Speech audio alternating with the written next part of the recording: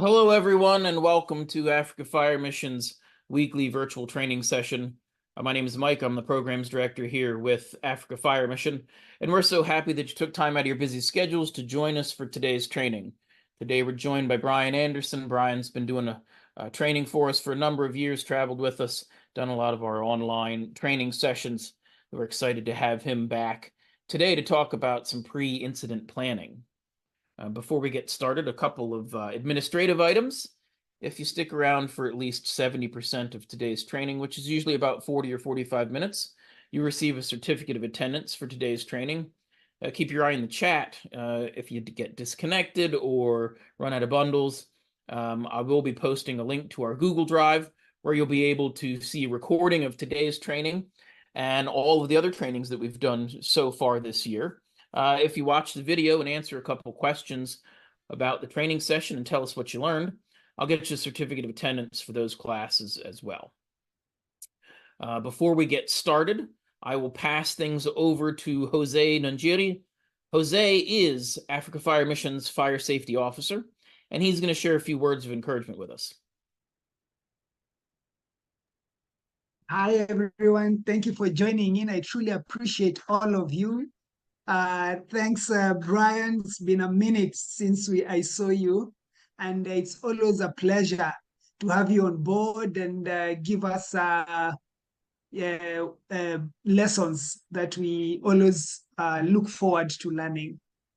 So today, I'm just going to take a few minutes of our time in this encouragement time, and I was just thinking about consistency. And why I thought about it was more on what makes somebody be called a master. Somebody, for example, who is good with in martial arts. Why are they called a master? One of the things they're called a master is because they are consistent in that skill. Yeah. And for you to become a good firefighter, you have to be consistent in whatever you do. And what is that, whatever you do? Most of it might be, for example, if you're an evoc driver, practice through and through about safeties of driving. If you're a branch person, if you're a rescue person, tie those knots. So, 3 things I want to leave you with. So consistency is the epitome of achievement and personal growth. By you being consistent, you actually make your personal growth more stable. So how do you do this? One of it that makes you 3 reasons why consistency is key to success is, number 1, you achieve your goals. You see, when you began your year, I hope you actually put your dreams and goals down. Yeah. So one of the goals that you might actually, how you might get to reach your goals is actually by being consistent. Number 2, consistency is all about building fundamental habits. It's a repetitive, every day you do something for more than 21 days, it becomes a habit. Yeah. Having the ability to repeatedly perform certain actions can gradually become our day-to-day habits. Do you want to be good in rope rescue? Practice rescue techniques every single day. When there is no fire, go there and practice. In fact, when you practice, you'll actually be called a master. You'll actually be called up to when, for example, there's a rescue, they'll go like, hey, please go and talk to this particular person. He will assist you. And the last one is improving skill and mastery. Mastery of any type of skill requires consistency, effort, dedication, and practice. You have to practice, then again practice, then enhance it by practicing. I don't want to take too much of your time, but there's a lot of items on consistency, and I would invite you to go to the internet and check more about consistency. And soon you'll be called a master in what you do. Back to you, Chief Mike. Thank you, Jose. We really appreciate you coming, sharing those words of encouragement and all the extra work that you do to help support firefighters throughout Africa. I would invite everyone, after we finish at the top of the hour, to stick around for tea time. Jose will be hosting our tea time. It's a time when you can ask questions about today's class, or just a time for an open discussion where you can talk about anything that you may be struggling with or anything you may be facing as a firefighter in Africa. So I encourage you all to stick around and stay for that as well. At this time, sort of without further ado, I'm going to pass things over to Brian to get started with today's training. Take it away, sir. Thank you, Mike. Thank you, Jose. So my name is Brian Andersen. I've been with Africa Fire Mission since 2019. Done quite a few trainings now virtually. Went to Kenya in 2019. I've been in the fire department since 2004 as a junior firefighter. I've been on every rank possible. I mean, I've been fire marshal, fire chief, assistant chief, safety officer, everything you think of on both volunteer and career departments. Currently, I work full time as a safety coordinator in the oil fields in North Dakota, and then I volunteer as a volunteer firefighter for Velva, North Dakota, a small little town. I'll volunteer. I really like Jose's comments about what makes you a master, right? So I have a master's degree in Homeland Security and Emergency Management. And Jose mentioned it's about consistency. You know, in order to get that knowledge so you're master a craft, you have to be consistent. You have to train. You don't just go to one training once a month and become a master, right? You take this training, then you apply it. And that's what my master's degree was. I got my training, but before they gave me that degree, I had to apply it with what they called a capstone project. And that project, I focused on flooding in McHenry County, the county I live in, as an overarching thing to show I was consistent and developed that skill throughout the duration of the degree. So it's very relevant. And thank you, Jose, for saying that. When I have taught this class virtually 3 or 4 times now, I think I taught it in Kenya back in 2019. So I've been teaching this class for Africa Fire Mission since 2019, 5 years now. And I changed a little bit, tried to throw some new information, keep it updated. But we're to the point with this class that you should be able to take this class and then teach your department, and then take this class and utilize it. So if you want to put in the chat, how many of you have done a pre-incident plan this year so far? We're in April now, so 4 months into the year. Just raise your hand in the chat if you've done a pre-incident plan. And I'll get things started here.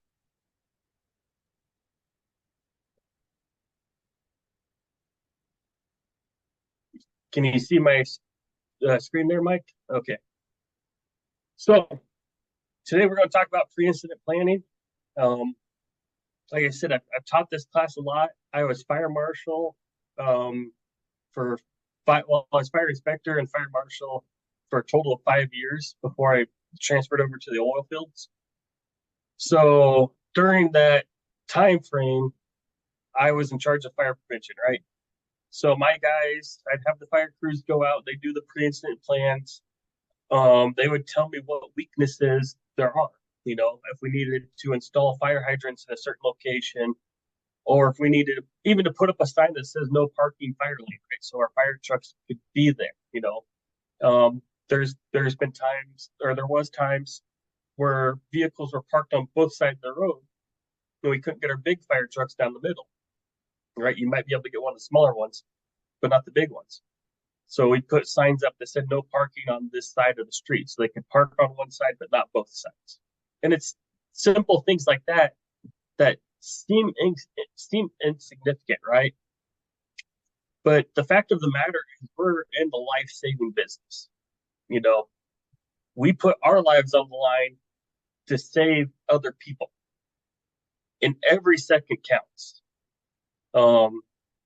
We've been to calls. Those of us who've been in the fire service for some time now, you've been to calls where 3 to 5 minutes later, that person would have been alive. So if you can add 10 seconds here and 20 seconds there, just to reduce the amount of time it takes to get to that scene, to get set up, to get water on the fire, you're going to save a life, because seconds really do count in our lineup. Okay. So pre-incident planning, some people call it a pre-incident survey. Either way is okay. It's a process of gathering data, and it's data that you're going to use when you are responding to a call that will reduce the time, right? So if you're doing a pre-incident plan, just a quick overview. If you're doing a pre-incident plan and you realize you have one fire hydrant that is 150 meters away, another fire hydrant that's 50 meters away, you can pick which one you're going to utilize. Or maybe you need to come in from the south to the north instead of north to the south in order for your apparatus to be properly positioned to fight that fire. All of these save those vital seconds. Really, within the first 5 to 10 minutes on scene, it's chaos. But we can control that chaos and have a plan. And by doing that, we can make those rescues. We can go make those grabs inside of buildings, right? And it also keeps us safe as firefighters.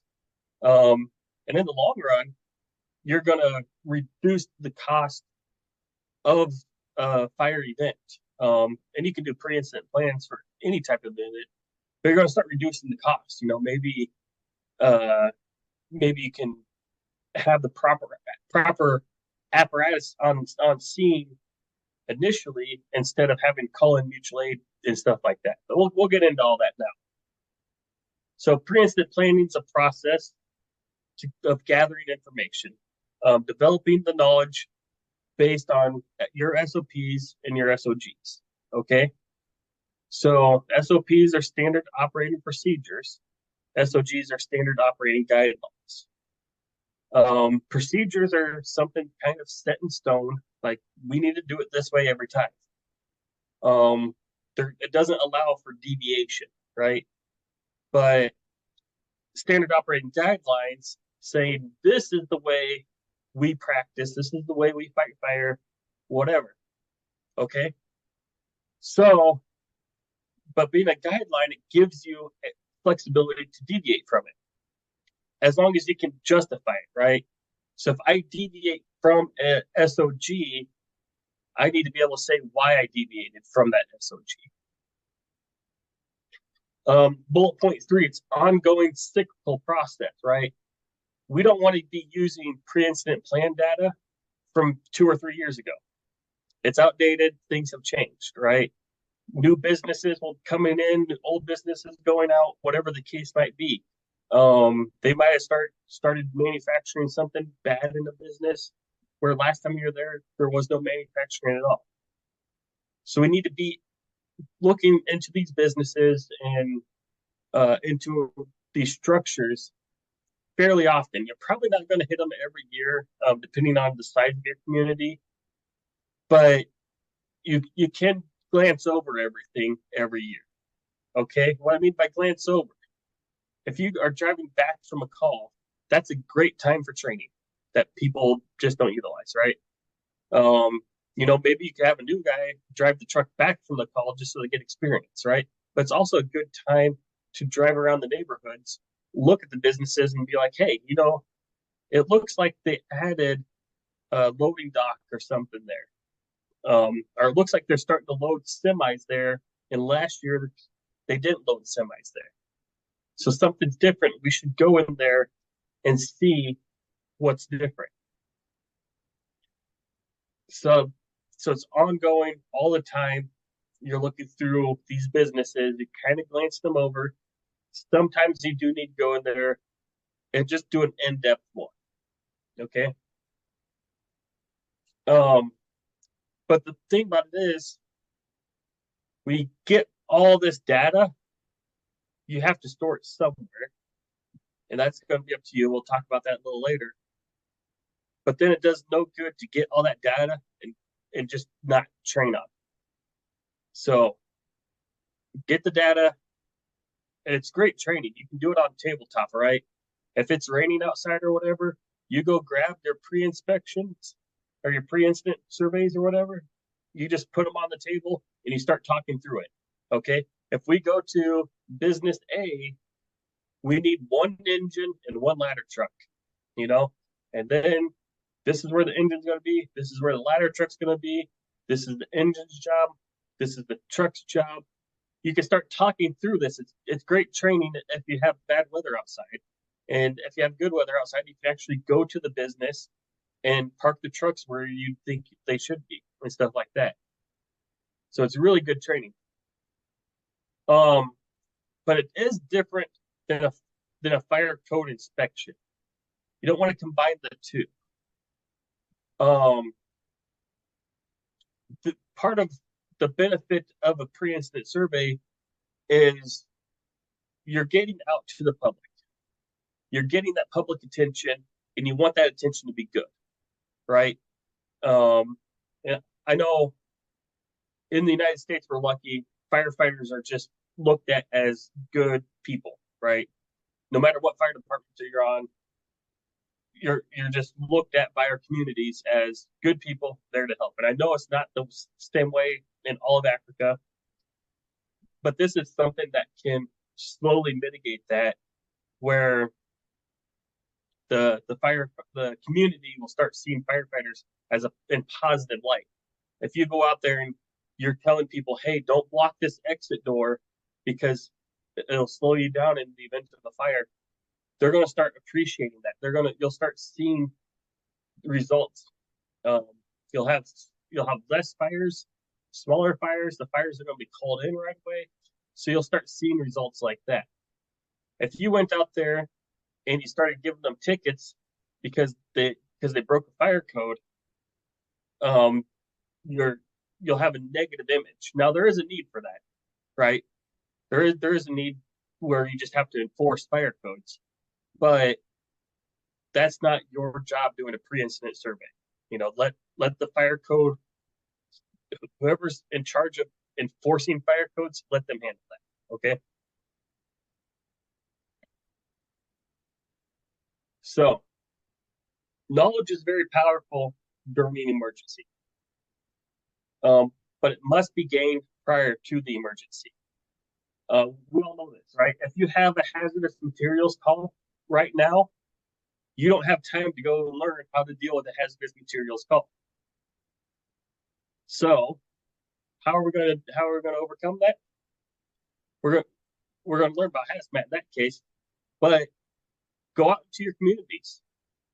Start learning what buildings contain hazardous materials, and then identify it and figure out what hazardous materials are in there, and then get your paperwork out, your guidebooks or whatever. You can go on Google and Google the material and learn how are you going to respond to that call, right? You need to do all this prior, because if there's a hazardous material leak right there, right now, you don't have time to Google it. So in the United States, we use anhydrous ammonia a lot as part of our farming operations as a fertilizer. Anhydrous ammonia is a chemical that lacks water, and it's very, very cold. Man, I don't remember anymore. It's like 600 degrees below zero or something like that Fahrenheit. So it's a very cold chemical, and it lacks water. So when it gets released, it's going to look for water. The first thing, or not the first thing, but humans are made up of water, right? We're 90 whatever percent water, they say. So it attacks the human because it wants that water to overcome its deficiency. Now, when it attaches to the water molecules inside of our body, it's so cold it's going to burn everything inside. So it's a very dangerous chemical. We have an anhydrous ammonia facility, manufacturing facility, within 3 or 4 miles of my house, right? We go out there once a year at least, and we tour that facility. We look at what safeguards they have in place. We figure out what equipment we need to respond if there is an issue out there. We know what trucks we're going to take out there. We know our neighboring fire department has a better hazmat team than we do, so we call them. Our military here in North Dakota, we have an Air Force base. They have a hazardous materials team, so we call them. Like we've pre-planned this, so we know exactly who to call and when to call it and how we're going to respond to it. But we did all that prior, you know. We didn't have a call out there and then did try to figure it out because we can't make those contacts, right? Just imagine if you have a chemical like that releasing into your community and you're trying to look up a phone number, right? It's just not practical. You're going to lose lives because you're looking for a phone number where we have that phone number in our phones already. We just hit the dial button real quick, and seconds later, we have that team coming to us with everything they need. So pre-incident planning is of all hazards plan. You can do medical calls, you can do fire, you can do hazmat. You can really look at all the hazards. But here's a few potential hazards, right? Hazardous materials, occupant load. How many people are you going to expect to rescue? But also, what time of day? Especially for you firefighters that are in big cities. You might have an office building that has a big occupant load during the daytime and very few to no occupants at night, right? I know New York City, they staff extra engines during the daytime near the high-rise towers, office buildings and stuff for that reason. And did they do that because they did the pre-incident planning to know we need more firefighters from this time of day to this time of day. Okay. Electrical. Unfortunately, the company I work for now, we just lost someone because a piece of heavy equipment got tied up in power lines. Obviously, electrical shock, and he passed away. We don't want to do that as firefighters, right? We're using ladders, all this other stuff that can get tied into power lines, you know. So we need to be identifying where the power sources are. Remember, there might be more than one source to a building. You might have a power source like an overhead power line, but you might also have a generator. You might have solar panels. You never know. I remember in Nairobi, it was vastly different. You know, you had the Nathari Valley, right, with one type of electrical system, and then a half mile away or less, you had a high-rise building which would have a different type of electrical system. Then a half mile away from that, you had the different one. So you need to know all of them, right, in order to keep yourself safe. Then you're going to be looking for voids and fire spread also. That's another big hazard that gets into. You know, for someone like me or Mike, you know, our downtown areas are old, you know, 100, 150 years old. Mike lives in an older part of the country, so maybe even older than that. It's been remodeled multiple times, and every time they remodel, there's going to be void spaces that fire can get into, and then when it gets in there, it's going to travel throughout the building undetected. So we're going to be looking for those type of things as we're doing our pre-incident plan. We're going to be documenting it, and then we're also going to be training on that also.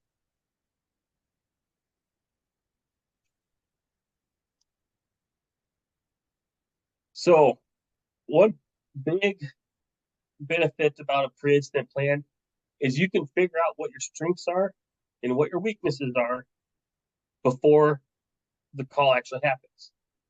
So going back to Jose's opening, where we're gonna he talked about being a master. You know, if you're a master in karate, it means you've shown the consistency to do karate.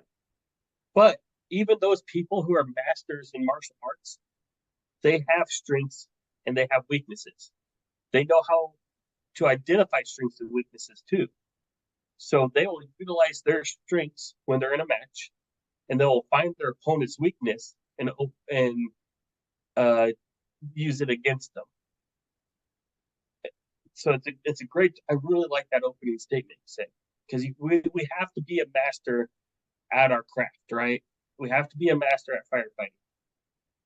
Our public, our citizens deserve nothing less than us being a master. Absolutely nothing less. If you have the mindset that you're only going to do 75% today, you don't want to do 100% today, you have failed your public. So we need, in order to be a master at something, we need to identify what our weaknesses are and how are we going to overcome it. When we're doing pre-incident planning, we go back, we get all this data, right?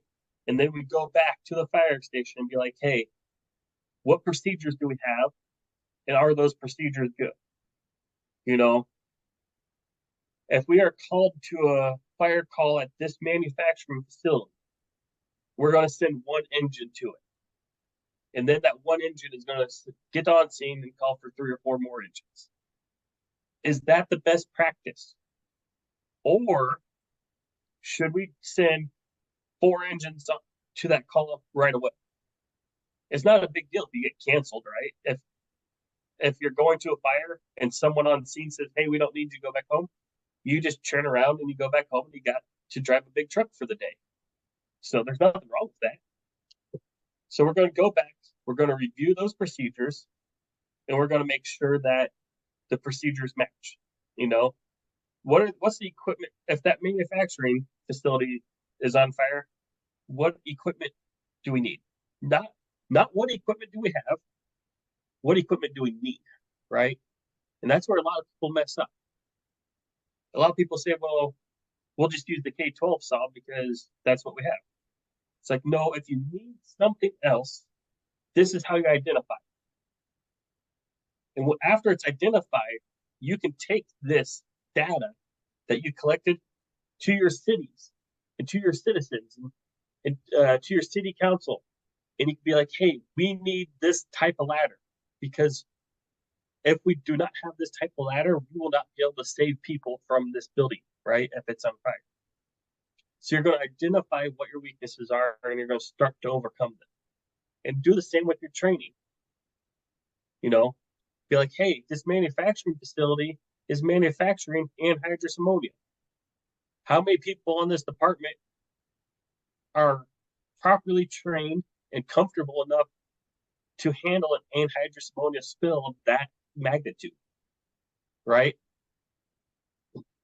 You can do this with all of your buildings in town. You know, we're not going to go into people's homes and invade their privacy and look, but you can still drive down residential streets and be like, hey, if that house catches on fire, this is where we're going to park, and we can go through the front door and put the fire, right? But you need to be doing these plans in all your buildings.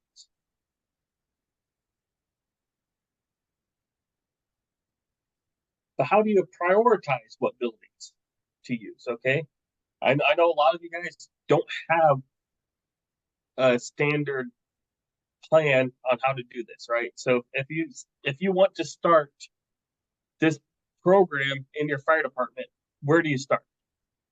First off, the thing you'd have to do is identify the need for it. We need to do this program. We need to do the pre-incident inspections so we can be safe as we're responding to calls. But then you have to prioritize what buildings go first, right? Anything with a life safety risk. So what's a life safety risk? Okay, hospitals. If you have people at a hospital, they are incapable of saving themselves if they're having surgery, right? There's going to be a lot of people that have disabilities in the hospital that need wheelchair assistance and stuff like that to evacuate. So that's a big one to hit, and hit it often, because if you have to evacuate a hospital, those seconds count so much because you have so many lives to save very quickly. Same with jails and prisons, right? Those inmates can't escape a fire. They can't outrun a fire. They're locked in the cell. So we need to be making sure, obviously when we go there, we can't just release them because there's a fire. So we need to be sure that we're inspecting, doing our surveys, getting in there to figure out how can we put out a fire quickly if this jail or prison catches up, right? Any place, large public gatherings. Unfortunately, Moscow just had a terrorist attack. I'm sure most or all of you have heard this by now. I don't know what the final number end up being that passed away. I heard 25 and I heard 400 and I heard everything in between. But what happened was there was a terrorist attack at a concert hall in Moscow. That's what we know. Hopefully the Moscow firefighters had some sort of data on that building so they knew where the exits were, where people going to go in the event of a fire or an emergency like that. And I know, unfortunately, Kenya, you've experienced terrorist attacks, and there's been terrorist attacks all over Africa. So I'm sorry if you've had to experience this personally. But by doing a pre-incident plan, we can really save lives in those type of events too. And that'd be a high one to prioritize on your list. Are big concert halls, places with big gatherings. New York City during our 9/11 attack, they had a plan what to do if there's a terrorist attack, what to do if the building's on fire. They didn't have a plan that said, do this if planes hit your building, right? No one expected that to happen.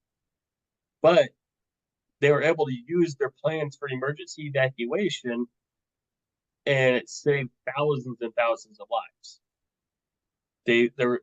Most people who were in those towers that day said the stairwells were so calm. People were helping the elderly. People were helping anyone in wheelchairs. It was calm and single file. Like they practiced it and practiced it and practiced it. They knew it was the real world, but it was calm. But all this came about, the reason why those lives were saved was because of pre-incident planning. Then look at your property risk, So that's where you get into your hazardous materials, that type of stuff. Also look at other emergencies, maybe train derailments. That's a big one. Those trains carry all sorts of bad chemicals on them, and you don't even know what they're carrying. So that's where you'd start prioritizing where do you want to do your surveys.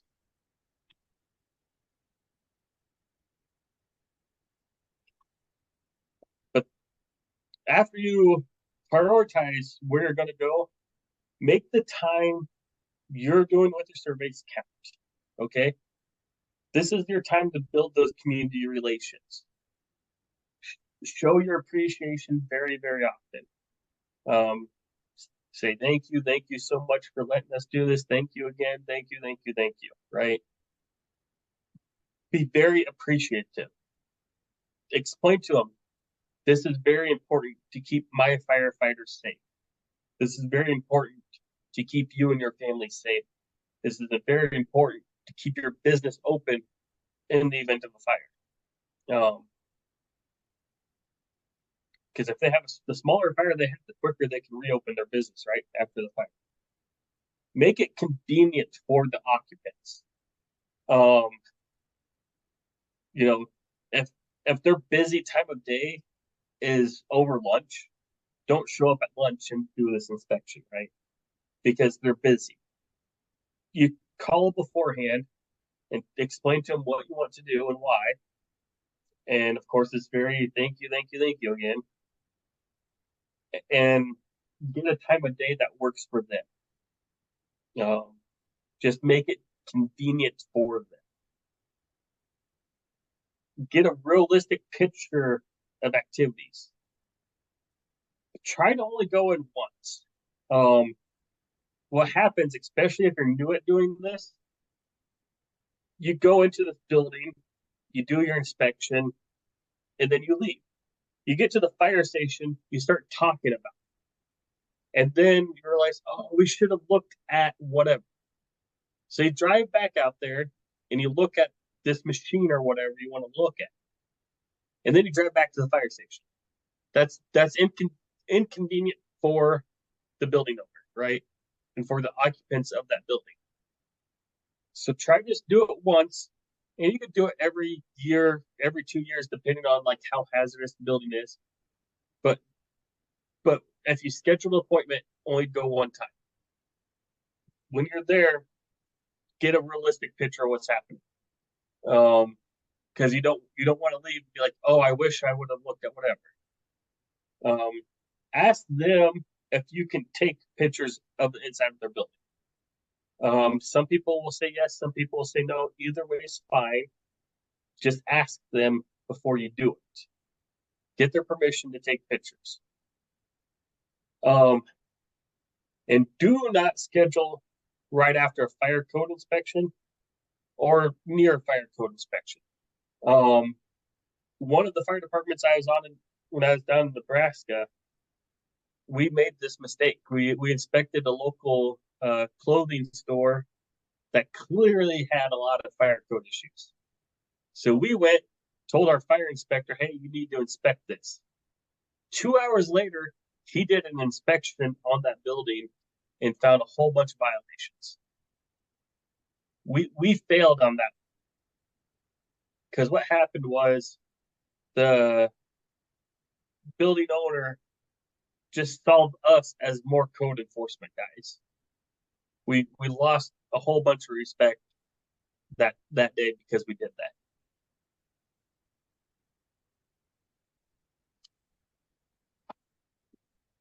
While you're out there, you use this time to promote your public relations. Promote a positive public image for your fire department. Make sure you're dressed properly. Make sure you're dressed the best you can, right? Go out there, look professional. Make sure you comb your hair. Just simple things like that. Avoid confrontation, right? This is all voluntary. If you go out there and you go to take a picture of the roof or whatever that you want to look at, if they say no, just let it be. Just avoid confrontation. If you do these surveys 10 times and you do it perfectly, one time will undo it all. The 11th time, if you start arguing with the business owner, all the positive steps forward you took is gone, just out the window, right? So every single time you go out there, you have to put in the 100%, and you have to be positive and promote this positive image of you and your department. Don't discuss hot button items. In the United States, that would be our presidential election coming up this year, right? Don't go out there and start discussing what you think about the president. Just keep it neutral. Talk about family. Everyone likes to talk about their family. Talk about what type of hobbies they have, whatever. But don't start getting into politics or anything like that.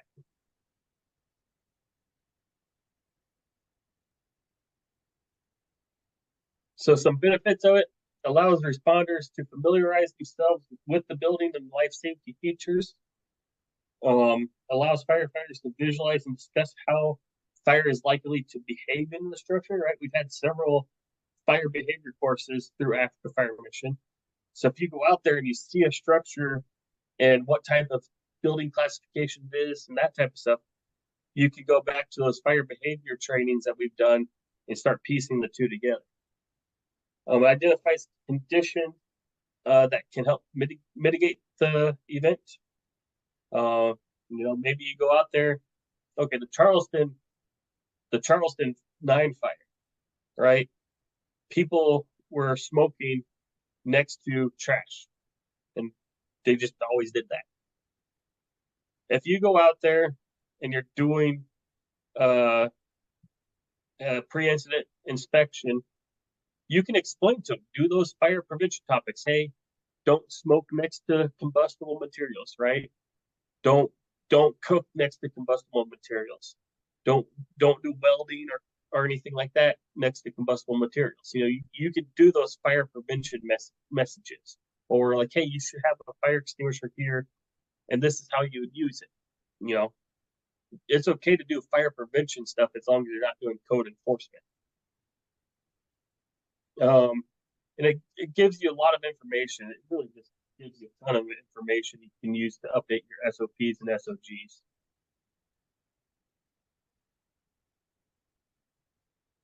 So how you're actually going to do it? First foremost, you're going to make contact with the occupant. We've already discussed that. Conduct an exterior survey, including the roof. If you can, throw a ladder. Number one, it gives you ladder training. Number two, gives you the structure of the roof, right? Is it safe to have firefighters on that roof when you're doing inspections, or when you're putting out the fire? You know that because of pre-incident surveys. Figure out how to shut off electricity, go into the building, natural gas, whatever. With permission, take the pictures, put those pictures in the file. Locate where the sprinklers and standpipe systems are, those type of things that you're going to use during the emergency. Also, identify where underground storage tanks would be. Security fences.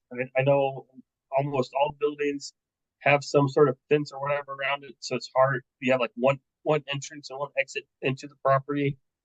You need to be identifying those type of things. Building coverings. London had that high-rise fire where the fire got out of the building, and then went up on all the buildings, the siding of the building. That'd be its building covering, right? That siding of the building was very flammable, so the fire got out, then went up, and then went back in, and ended up being a pretty significant event.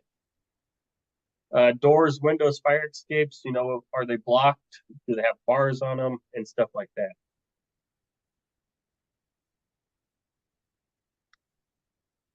So the roof. I put this one separate because it's important. And a lot of people skip this part when they're doing pre-incident planning. What is that roof made of? Going back to the United States, something Mike and I might see in some of our older buildings is the old roof started leaking, so they just put a new roof on top of it. So you have to go through multiple roofs to get down to the fire, right? I'm sure Mike's seen that. I've seen that in some of these older buildings. So what is the roof made of? Where are we going to put the ladders, right? But just as important is, where do you not put the ladders, right? Identify that beforehand. A lot of people say, well, we can put the ladders here. Okay, great. What if the fire's right there? Where are you going to put it, right?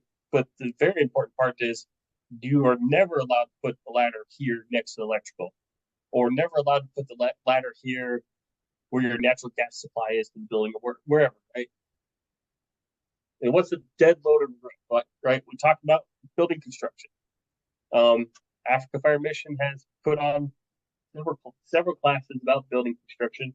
I know because I've taught a few of them. You have dead load and live load on roofs. A dead load is all the equipment that's on the roof before the fire, right? And the live load would be the firefighters walking around. So you're going to document all that. Some floor plans. You should always sketch out a little floor plan. That way, as you're going to a call, you can pull that floor plan out and kind of familiarize yourself with the building, but also identify what vertical shafts are there. Why are we going to do that? Because that's going to be where your fire is spreading from one floor to the next. Identify walls and partitions. What type of machineries do they have? We're gonna be documenting all this on a floor plan, and also what type of fire protection equipment is already there. And like all that you're gonna pull out. You're gonna look at it on your way to the fire. So some other life safety concerns, exits. When you study fire-related human behavior, we can predict exactly how someone is going to respond in an emergency. The Rhode Island Station nightclub fire, was that 2003? Early 2000s. Killed 100 people. The bodies were literally wedged in the doorway on top of each other, right? Just on top of each other. Because there's 300 people in that building when the fire broke out, and all of them, but 8 people went to that main exit. Why did they do that? Because as you go into a building, that's the only map you have of that building in your head. So if there's an emergency, you go to your brain and you figure out, I need to get out of here. That's the door, right? At that point in time, you're not looking for other exits. So in this building, 8 people found a different exit. Out of those 8 people, one of them was the drummer of the band, and he went in the door he came in, or he went out the door that he came in. So really, only 7 people out of around 300 people took an alternative exit. It led to a lot of lives lost that day, and these nightclub fires happen every so often, right? So got to know your exits. Elevators, escalators, all that's vertical openings to allow for fire spread. Windows, doors. You're gonna be documenting all this, because if you're inside the building putting out and something happens, you'll have that map in your head on where other exits are, so you don't just have to go back to the main one. Areas of refuge, right? In the United States, we have ADA, which is handicapped. ADA is just Americans with Disabilities Act, but it's handicapped for handicapped citizens. How are you going to handle them? So sometimes the best thing you can do is get them to safety in a stairway or something, and keep the fire put out. Because it takes a lot of manpower sometimes to evacuate people in a wheelchair downstairs. But if you could get them into an area of refuge and get the fire put out, that might be the better option. You'll figure that out during a pre-incident plan. So, flammable, combustible liquids, toxic chemicals. We kind of talked about all these hazardous things already. Basically, your hazmat calls. We're going to document that, right?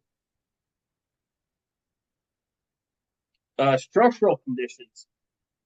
What are you gonna identify before a fire?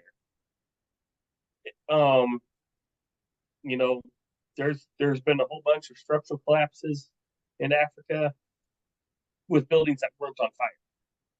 So just imagine if that building's on fire, you send your firefighters in there to get it put out, and then it collapses. Realistically, you probably should not have sent firefighters in there because the condition pre-fire. You'll identify these buildings during your pre-incident plan, what your dangerous conditions are and stuff, and that might help you mitigate some of these issues beforehand. Look for heavy objects, building features that can trap or confuse firefighters. Okay, large open areas that just let the fire go crazy, dead end corridors. If it's zero smoke, or if it's zero visibility, you have firefighters crawling around in there and they keep running into these dead end corridors. That puts them and their safety in danger, right? Open vats or pits. You might have some sort of maintenance facilities and stuff where there's pits you might fall through. We need to be documenting all of this. Um, you know, after buildings get remodeled, sometimes they just become a maze, and like it's hard to keep up with it. Or when they add on to buildings or tear down walls, whatever the case might be. So make sure you're documenting all this stuff.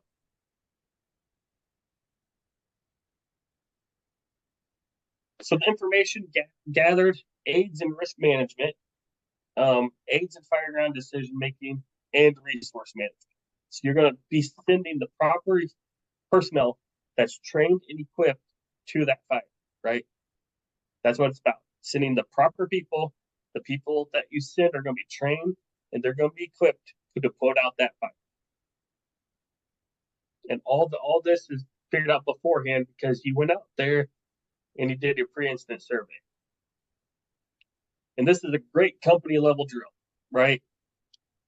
There should never be a day in the firehouse where you're just bored, because you can get in the fire truck, go to a local business and be like, hey, can we just look around and figure out how, if this caught on fire, how would we make our rescues? How would we make our grabs? It's a great company level drill that'll just bring in the pride of your fire department. Your firefighters, when you start doing this, if you haven't done it yet, start. Start today, go out and do an inspection. Because what you'll see is your firefighters will be like, this is my community, right? This is my community. I'm in charge of keeping them safe, and I am doing the best I can to do it. You will start seeing your pride go up in your fire department. But make sure you forward all your complete reports to all the other fire departments who might assist you in that event. Then here's some standards. You guys will have access to this afterwards. So if you need to go and look at any of the NFPA standards, here's some standards that are pretty good and pertain to this. I thought this was in the other section. My slides got out of order here, but when you're doing your drawings, it's going to be a quick, rough drawing. Just your general information, where your hydrants are, stuff like that. The biggest part about this is you have to put it into some sort of report that you can have access to it, right? Don't just put it in a desk drawer in the fire. It needs to be in your truck somehow, whether it's be in just a written hand document or on a laptop or a tablet or something. You take all this information, put it in a document, and make sure your firefighters have access to that document on the way to the call, and they are trained on that before they go to that call. So, yeah, this is what I'm talking about here. Like I said, a couple slides got out of order. They're going to apologize for that. But yeah, computers, they're easy to use. You can have them in your trucks. Pre-planned books are fine. They're cheap. Just some copy paper, put it in a three-ring binder. But it's critical that you keep this information updated. Just constantly update this information. And as you develop that pride in my community, you'll start noticing things that are different.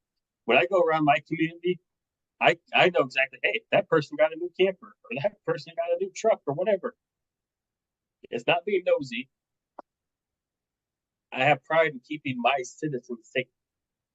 And if I'm going to risk my life to save theirs, and I will, and I have, I need the knowledge that can keep me safe also. So, I apologize. I don't have any time for questions because I have to go to work now. but Mike and Jose can answer questions if need be. So now let me stop sharing here, Mike. Excellent. Thank you, Brian. We appreciate you being here. I know you've got to run to another meeting. I'm going to jump in and share where you guys can get a pre-plan from Africa Fire Mission. It's a Google form. So let me show you guys how to do that. Brian, go ahead and take off there. We appreciate you being here today. Let me get things going here to show you this. Let me get my screen shared here.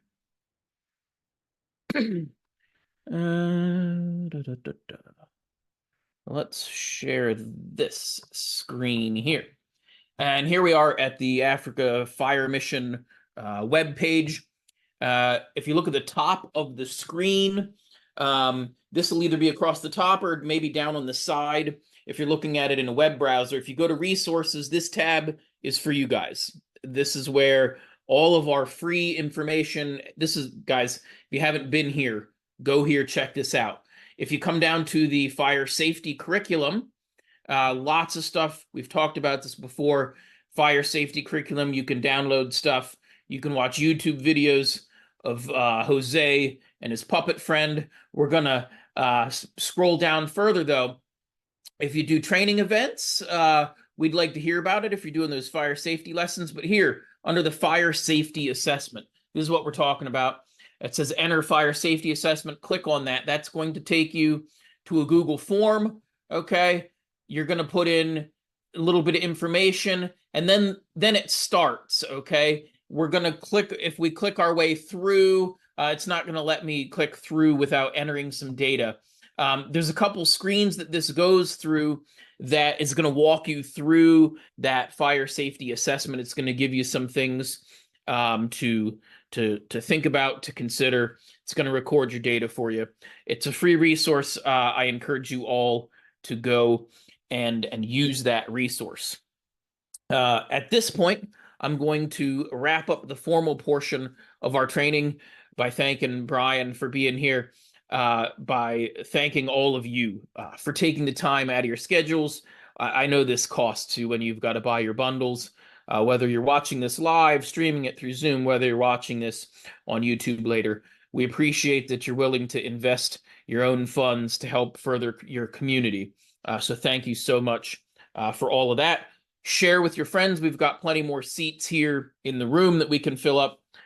So share this with anybody that you think might benefit.